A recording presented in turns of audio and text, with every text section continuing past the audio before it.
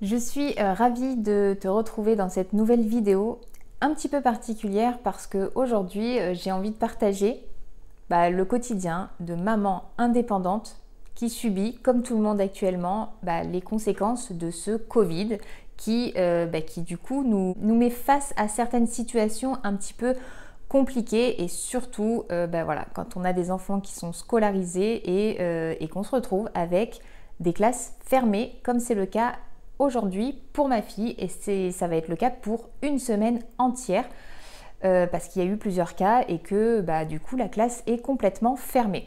Donc comment on s'organise dans ces cas-là quand on travaille à la maison, comment on gère le fait d'avoir l'école à faire, parce qu'il y a ça aussi en fait, c'est pas juste les enfants sont à la maison, non, il faut leur faire les devoirs aussi, et comment on peut continuer à assurer pour notre activité de secrétaire indépendante.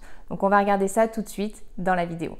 Avant toute chose, je t'invite à t'abonner à ma chaîne si ce n'est pas encore fait pour voir les prochaines vidéos et à t'inscrire aux emails privés pour recevoir tous mes conseils dans ta boîte mail.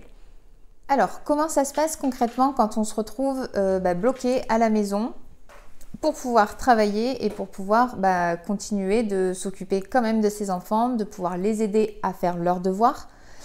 Il faut s'organiser, mais surtout le point principal, ça va être d'avoir des prestations que l'on peut réaliser uniquement de chez soi. Ça va être le point le plus important pour pouvoir concrètement faire cette activité de manière sereine et gérer tous les imprévus auxquels on peut être confronté quand on est maman. Et donc là, on est en train de faire les devoirs et donc on va pouvoir faire les devoirs tranquillement à la maison pendant que maman travaille juste en face. Donc exceptionnellement on change un petit peu de lieu, donc on n'est pas dans le bureau parce que on est un peu plus à l'aise quand on est à la maison avec les enfants, et donc on se met sur la table à manger par exemple, et on se met l'une à côté de l'autre pour pouvoir intervenir à tout moment lorsque cela est nécessaire pour les devoirs en l'occurrence.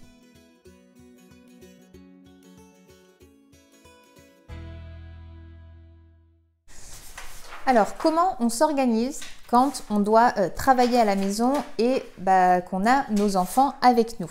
La première chose, ça va être de s'imposer des horaires de travail et de devoirs, bien évidemment. Quand il s'agit d'enfants qui ont des devoirs à faire, quel que soit le niveau, il va falloir leur imposer des horaires un petit peu comme s'ils étaient à l'école. Et donc, l'avantage, c'est que quand on arrive à des âges où ils peuvent être un petit peu en autonomie, c'est qu'on va leur expliquer ce qu'ils ont à faire comme devoir, leur expliquer les consignes pour être sûr qu'elles soient bien comprises. On va les installer à côté de nous sur l'endroit où on va travailler. Donc en l'occurrence, moi, ce sera dans la salle à manger. Et on va leur dire de faire ce qui est demandé tout seul. On ne va pas intervenir toutes les 2 minutes.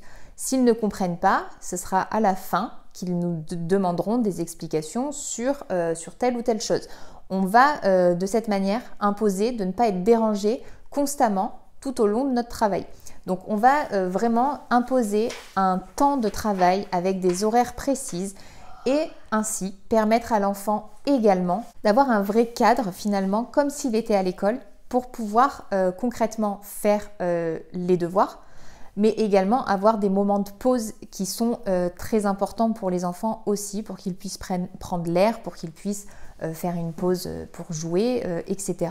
ou même au moment du repas. Donc vraiment imposer des horaires, un cadre précis permet d'être beaucoup mieux organisé pour notre travail à la maison, mais également pour l'enfant. Ouais, c'est très joli, chérie. Par contre, lorsqu'ils ne sont pas encore autonomes pour réaliser leurs devoirs, bien évidemment, on ne va pas pouvoir les abandonner d'une certaine manière avec des consignes parce que ça va être un peu plus compliqué. Ce qu'il va falloir qu'il soit mis en place, ça va être un temps dédié à l'aide aux devoirs, mais également un temps dédié aux activités, peut-être manuelles, créatives, pour que l'enfant puisse être occupé pendant que toi, tu travailles, pendant que toi, tu te consacres à ton activité à toi. Donc ça va faire partie de l'organisation et ça va être extrêmement important. d'expliquer aux enfants qu'il y a vraiment des règles à respecter lorsque l'on est à la maison et que maman travaille aussi. Le gros avantage des prestations que l'on peut réaliser chez soi va également être le fait de pouvoir les réaliser à n'importe quelle heure en temps normal, de pouvoir vraiment les réaliser à un moment calme. On peut très bien travailler plus tôt le matin lorsque les enfants sont encore en train de dormir par exemple. On va pouvoir les réaliser peut-être même le soir une fois qu'ils sont couchés. Ça va être le gros avantage de pouvoir en fait décider concrètement de l'heure et du moment auquel va être réalisée là où les prestations que l'on fait de chez soi pour nos clients. Donc ça c'est vraiment en termes d'organisation, on va mettre en place ce qui convient le mieux finalement à notre propre vie de famille, à notre propre quotidien d'une certaine manière, pour que tout roule et que vraiment le plus important va être de ne pas subir la situation.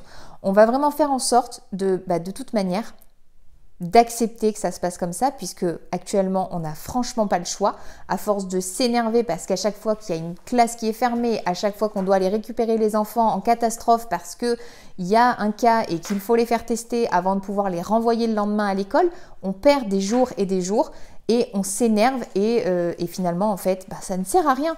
Donc autant accepter la situation, faire avec et la vivre le plus sereinement possible.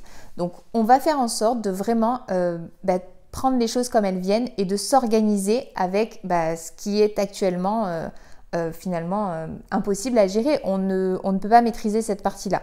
Donc on va faire en sorte de la vivre la plus paisiblement possible, en tout cas sur ce qui est de notre quotidien, de notre vie personnelle avec nos enfants, notre famille, et de pouvoir gérer quand même notre activité pour qu'elle continue de tourner et qu'on n'ait pas une baisse de chiffre d'affaires.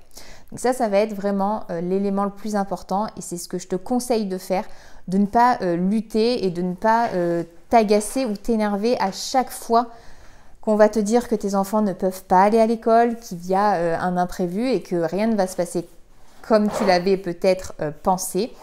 Mais c'est le gros avantage quand on est indépendante, c'est qu'on va pouvoir réorganiser facilement notre agenda, qu'on va pouvoir s'adapter facilement et surtout être présent pour nos enfants plutôt que de les balader, de les caser à droite à gauche pour s'en débarrasser en fait finalement parce qu'on n'a pas le choix souvent quand on est salarié ou qu'on doit aller quelque part pour nos clients, on n'a pas le choix de les balader d'un endroit à l'autre chez les grands-parents, etc. Mais en plus de ne pas être le meilleur moment pour les mettre chez les grands-parents, parce qu'on ne sait jamais, c'est pas non plus extrêmement bon pour eux d'être bousculés constamment dans leur quotidien. Donc s'ils peuvent être à la maison avec leur maman ou leur papa, parce que le papa peut être aussi secrétaire indépendant, en fait c'est beaucoup mieux. Donc autant arriver à s'organiser à la maison et à prendre les choses vraiment sereinement. Donc c'est ce que je te conseille franchement de faire, de garder le sourire. Et c'est pour ça aussi que j'ai voulu faire cette vidéo, c'était pour te montrer que en fait ça peut arriver à n'importe qui de se retrouver bloqué à la maison avec ses enfants. Là encore j'en ai qu'un sur les deux, mais la dernière fois j'avais les deux d'un coup. Donc en fait c'est pas grave. On fait avec, on garde le sourire surtout, on garde le moral et on se dit que le plus important c'est que nos enfants aillent bien et qu'on puisse quand même continuer à travailler et à exercer notre activité. Donc voilà, je voulais vraiment partager avec toi ce petit moment de quotidien, ce petit moment d'imprévu qui bouscule un petit peu tout ce qui était mis en place, tout ce que j'avais prévu de faire, mais c'est pas grave, on va trouver des solutions, on va s'adapter et tout va rouler quand même. On va y aller avec le moral. Alors, si toi aussi, tu as vraiment envie de devenir secrétaire indépendante, si tu l'es déjà, mais que tu es obligé d'intervenir sur site, que tu ne sais pas comment t'y prendre et quelles prestations proposer uniquement à distance de chez toi pour pouvoir justement intervenir en cas de besoin. Si la classe de ton ou tes enfants venait à fermer, si par malheur il était positif et que même s'ils vont très bien généralement les enfants, heureusement, en fait si tu devais rester bloqué à la maison, il faut que tu puisses avoir une solution pour continuer à travailler et pouvoir être disponible pour tes enfants. Si tu as besoin d'informations sur les prestations que tu peux réaliser uniquement de chez toi, j'ai créé une formation qui regroupe 17 prestations à réaliser uniquement de chez toi, qui sont assez simples à mettre en place, qui généralement ne nécessitent aucun matériel particulier et surtout vraiment qui sont faciles à réaliser de chez toi. Et tu vas pouvoir le faire même avec tes enfants dans les pattes parce que concrètement, on ne va pas se leurrer. Parfois, avoir les enfants à la maison, c'est un peu compliqué pour travailler. Mais ces prestations-là te permettent de le faire. Si cette formation t'intéresse, je t'invite à aller dans la description de la vidéo. Il y a un lien qui te permet d'avoir une réduction sur cette formation. Je te laisse aller la découvrir si elle t'intéresse. En attendant, on va te laisser parce que nous, on va aller finir les devoirs et finir de travailler et essayer de faire en sorte que cette semaine se passe très bien. Et n'oublie pas, si ce n'est pas encore fait, je t'invite à t'abonner à ma chaîne pour voir les prochaines vidéos et à t'inscrire aux emails privés pour recevoir tous mes conseils dans ta boîte mail. À bientôt dans une prochaine vidéo. Oui, c'est.